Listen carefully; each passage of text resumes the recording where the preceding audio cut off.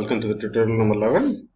Today we'll discuss about the problems on self and mutual inductances, the topics which we have covered in the last week. Coming to question number 1, it seems that there is a solenoid X of 500 turns, diameter is 3 centimeters, length of coil 2 meters. It is placed centrally within a larger solenoid Y with 750 turns, diameter of 6 centimeters and of same length.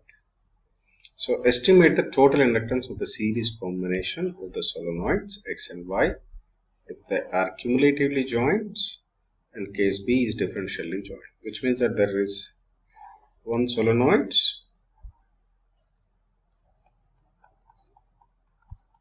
this is solenoid X, sorry, this is solenoid Y, and or which is solenoid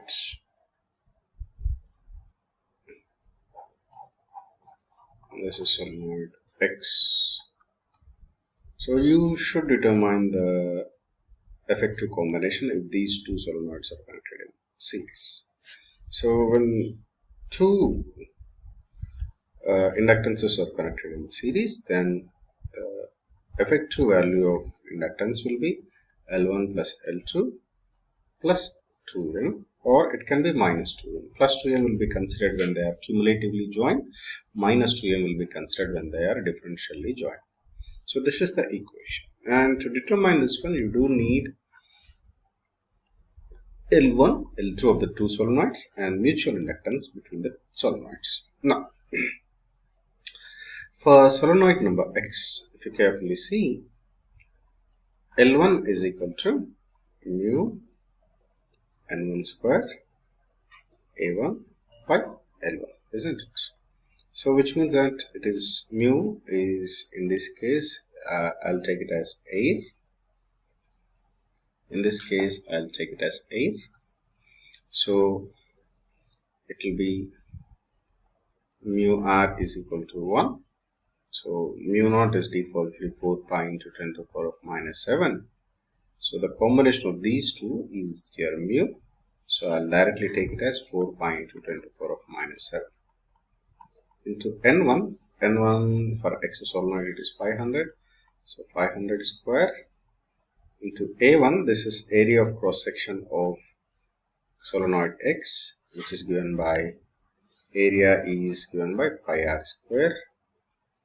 So pi, the radius of the solenoid X is, diameter is 3, so radius will be 1.5 centimeters, 0.015 meters, by length is 2 meters. Right, if I solve this one, I'll get it is 0.111 millihenry. Similarly for L2, it is mu N2 square A2 by L2, isn't it? So similarly 4 pi into 10 to the power of minus 7 into here, it is 750, radius is 6, so 750 square into pi into 0.03 whole square by 2. We will get 0.999 millihenry. Right. So now that we're coming to mutual inductance, see both the coils don't have the same dimension. See, for the coil X it is having higher diameter when compared to, lower diameter when compared to this one, isn't it? So both mutual inductance may not be the same. M12 is not equal to M21 in this case. So in this case, to determine M, what we will do is nothing but square root of, we will take M12 into M21. Okay, that is the best thing. So how to determine M12? Mutual inductance of first one with respect to second one. In this case, it is mu into N1 into, this is N2 A2 by L. Okay. So here in this case, it is 4 pi into 10 to the power of minus 7 into N1 is 500 into 750 into 0.03 whole square into pi by 2. So you will get somewhere around it is 0.666 millimeter. Similarly, M21. M21 is mu into N1 A1 by L1, 4.2 10 to the power of minus 7 into 750 into 500 into pi into 0.015 whole square by 2, 0.1366 millihenry. So now you do want mutual inductance. M is equal to square root of M12 into M21. This is equal to 0.666 into 0.1666. It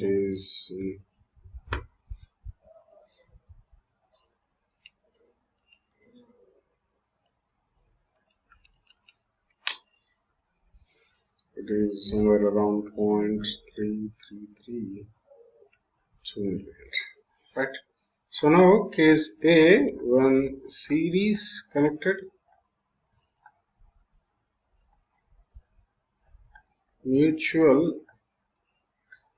cumulatively coupled.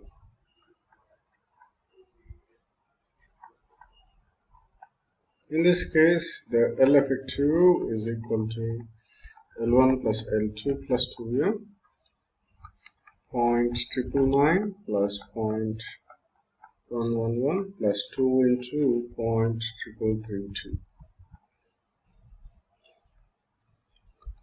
So it is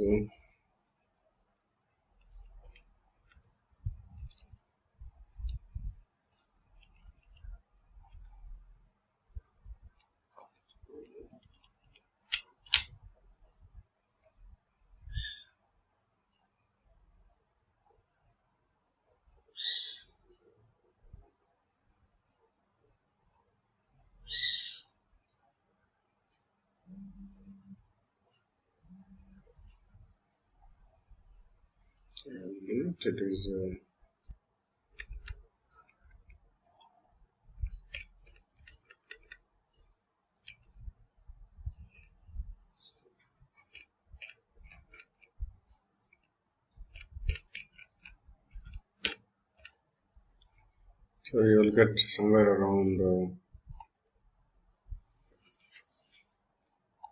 1.774 millihenry, whereas for case 2 it is differentially joined.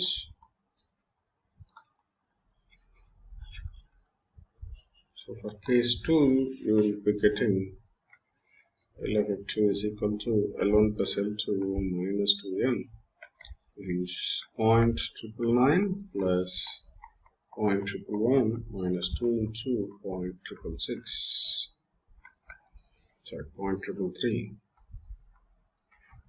So here you will get somewhere around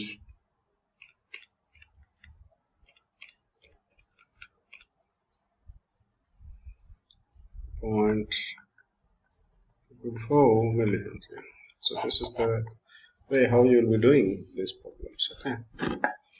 Coming to problem number 2.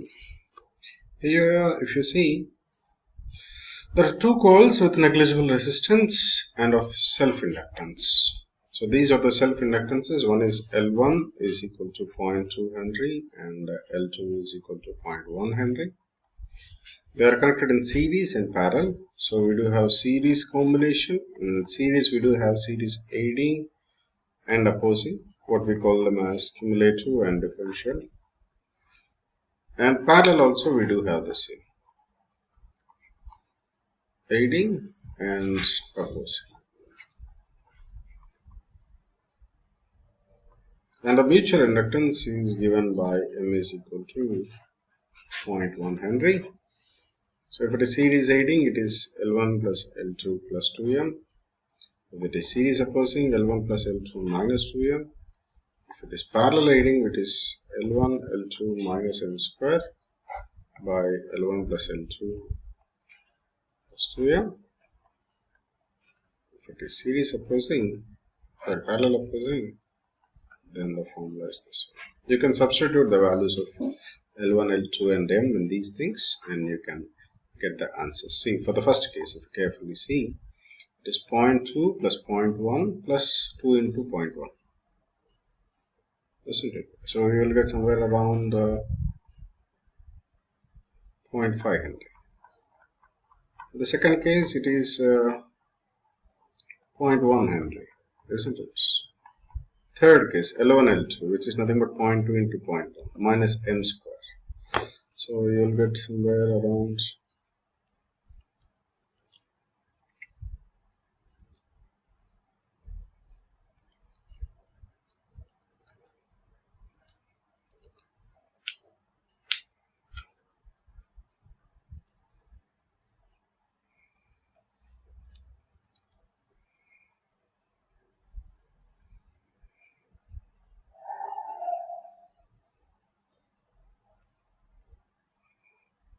'So for the first case it is 0.02 Henry, whereas for the second case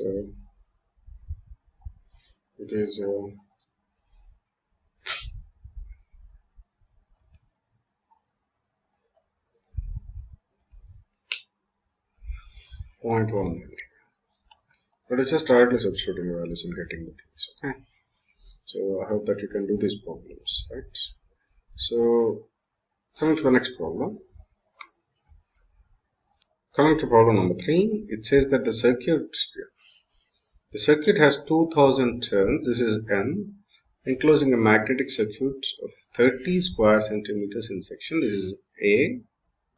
A current of 5 amperes in the circuit produces a field of flux density 1 Tesla. And when the current is doubled, the flux density increases by 50%, which means that initially when the current was 5 amperes, the B was 1 Tesla. And when it was doubled, 10 amperes, B increased only by 50%, which means it is 1.5 Tesla. See the change in B, dB, due to change in current. Di is 5 amperes, right? Whereas dB is 0.5 Tesla. Isn't it? So, determine the mean value of inductance of the circuit between 5 amperes and 10 amperes. Yeah, this is the mean value. Di is 5 amperes. And also the induced EMF when the current uniformly increases from 5 amperes to, this is Di. And this is time, dt, what you call it as. So everything is being given. It's about our understanding. So how to determine the mean value of inductance? First of all, we know that inductance is equal to N d5 by di. Isn't it? Or I can take it as B into A. If A is area of cross section, which is constant, so I'll take it as that. I do have another formula, U n square A by L. I'll utilize this formula when I do have dimensions of the solenoid. Here, I directly do have flux and current, so I'm using this formula. So this N I do have, this is 2000. Area of cross section I do have 30 square centimeters. dB by di, that we have seen in the previous slide, it is 0.5 Tesla by 5 amperes of current. So if I solve it, I'll get somewhere around 2000 into 30 into 0.5 divided by 5. It is 0.6 Henry.